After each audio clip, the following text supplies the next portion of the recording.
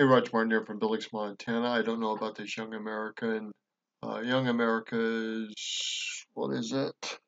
Wait, if opposed are fascist. Anyhow, yeah, D'Souza is speaking, and she makes some very interesting comments right off from the sponsors. This event was generously sponsored by anonymous donors, and on their behalf, I share the following message. This lecture is a part of Young America's Foundation's exclusive 10 campus tour, the Dinesh D'Souza Tour, Fake History Debunked. The generous anonymous sponsors of this lecture tour ask that we share the following statement explaining why it is important that you hear from Dinesh D'Souza tonight. Here's their statement. Students deserve to receive an education based on unbiased facts, not revisionist history. Sadly, too few students today benefit from a robust understanding of the ideas and events that shape our world. Because too few schools offer perspectives that challenge the leftist worldview, that is not education, it is indoctrination. And it is not just unfair to students, it's dangerous. We are alarmed that today's young people are taught to believe that freedom, the great protector against tyranny, should be forfeited in pursuit of the progressive agenda. We are sponsoring this 10 campus lecture tour to give you the opportunity to consider that ideas that may not be taught and may not even be tolerated on your campus. You'll be hearing from Dinesh D'Souza, one of today's most intelligent, articulate, courageous scholars. We are pleased to partner with Dinesh and Young America's Foundation to reach thousands of young people to inspire you to pursue knowledge, challenge leftist misinformation, and advance freedom and prosperity for all. May tonight's lecture inspire you to never stop learning. And on that note, I'd like to invite our Vice Chairman Wyatt to introduce tonight's speaker.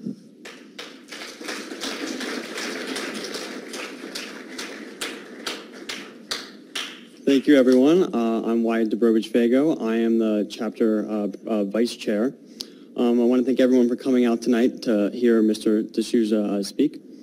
Born in India, Mr. Dinesh D'Souza came to the U.S. as an exchange student, and he graduated from Dartmouth College in 1983. Since then, D'Souza has been a prominent career as a writer, scholar, and a public intellectual. He has also come as a renowned filmmaker with top-grossing documentaries in 2016, such as Hillary's America, Obama's America, and most recently, a very good film, in my opinion, is Death of a Nation. A former policy analyst from the Reagan White House, D'Souza also served as John N. Fellow of the American Enterprise Institute, and from the Robert and Karen Kurzweil Fellow at the Hoover Institute at Stanford University. He served as the president of King's College in New York City from 2010 to 2012. D'Souza has been named as one of America's most influential conservative thinkers by the New York Times Magazine. World Affairs Council lists him as one of the nation's 500 leading authors on international issues, and Newsweek cited him as one of the country's most prominent Asian Americans. In the fall of 2014, D'Souza found himself hauled into federal court for improperly donating money to a friend who was running for the Senate. D'Souza pleaded guilty, apologized for his offense, and was sentenced to 8 months in a state-run confinement center near his home in San Diego. D'Souza prolonged his exposure, and the hardened criminal upper case provided an eye-opening education to American realities. D'Souza has since gotten a pardon by President Donald Trump, and D'Souza is one of his favorite venues for debates and speeches has been college campuses just like this. During the past 25 years, he has appeared on hundreds of colleges and universities. He has spoken with hundreds and thousands of students in these live settings. Without further ado, I'd like to welcome Mr. Dinesh D'Souza.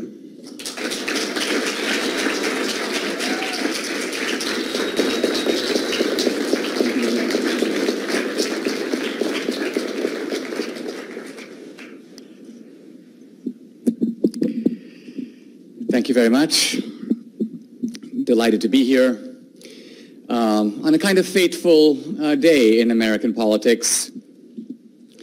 The United States in 2018 is probably more fractured, more divided than at any time since 1860, when Abraham Lincoln, an outsider, a Republican, won a close election, and one may say all hell broke loose.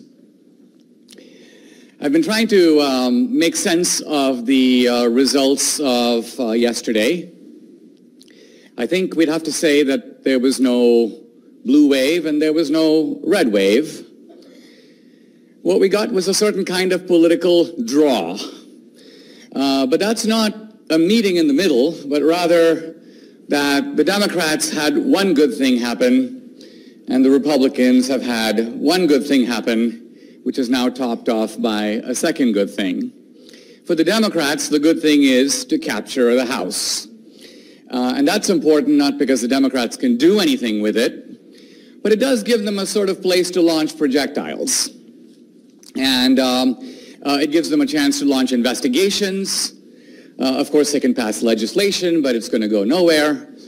It is also a way to check Trump. And I suspect that there is a feeling in America, among some people, including some Republicans, that Trump is a man who could use a little bit of checking. Now, on the Republican side, there is also good news, and that is that Republicans have a kind of secure majority in the Senate, which the Republicans didn't have before. So the Republicans have actually traded control. Before, they really had the House, but they didn't have the Senate.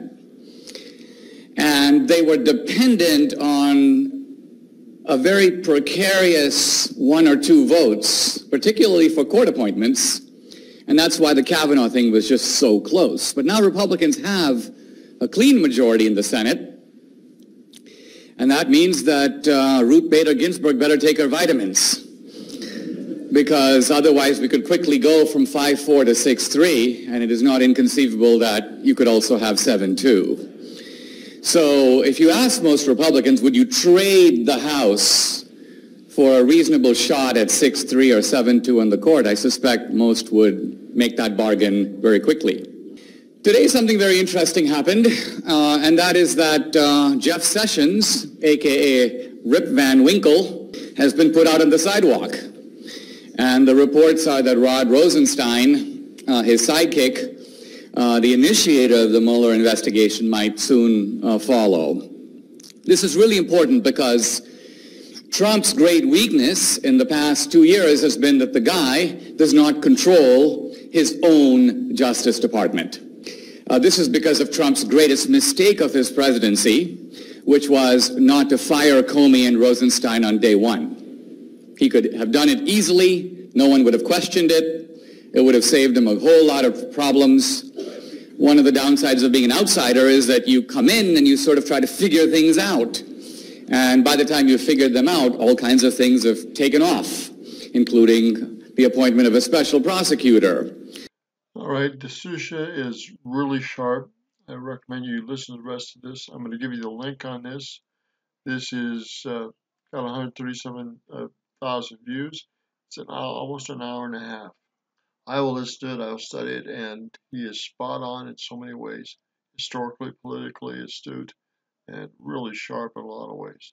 Dinesh from Billings, Montana.